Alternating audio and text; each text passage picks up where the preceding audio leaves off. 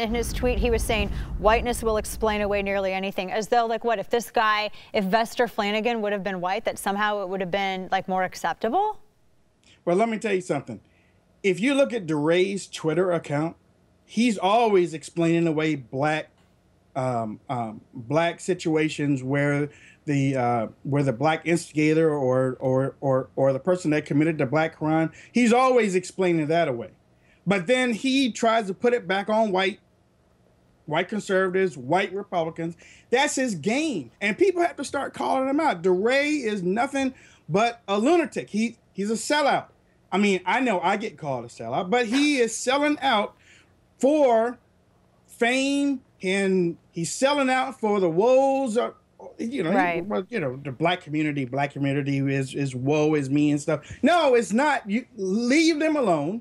Leave them alone and learn something about Martin Luther King. Right. And he's one of the paid activists. I mean, because he had said before on Twitter that he was like, well, I only have like, what, $5 in my bank account. I'm like, how are you flying to Charleston and then McKinney and then back to Ferguson? Twitter. Man. Obama, maybe, because Obama likes to call those guys and talk to them a little bit. Is he, is this, like, when are his 15 minutes up? DeRay's 15 minutes are up when people start realizing that he's full of crap.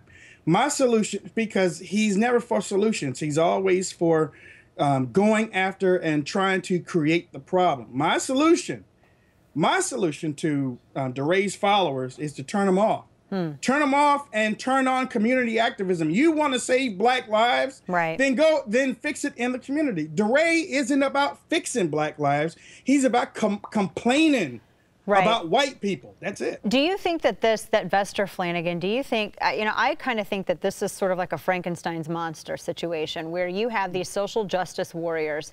They ignore actual situations of oppression and they focus on these, whatever can achieve fame or anything like that. Do you think that he's a creation of this movement? Tissue paper feelings.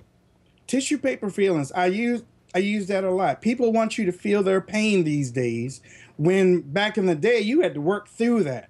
My grandfather, my grandmother, my mom, my dad, they had to work through that, and for the betterment of the children, to make sure that things work out.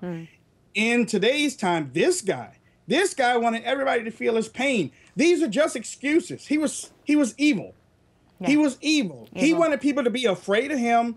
Every time he walked into the room, he wanted to be the big dog. He wanted to be in charge. He's taking these crazy pictures and stuff and everything, showing that he was an unhappy, evil guy. Right. Okay. And that's Evil's real. He took it to work. He took it to work, and the people don't want to work around that. Right. People shouldn't have to work through that.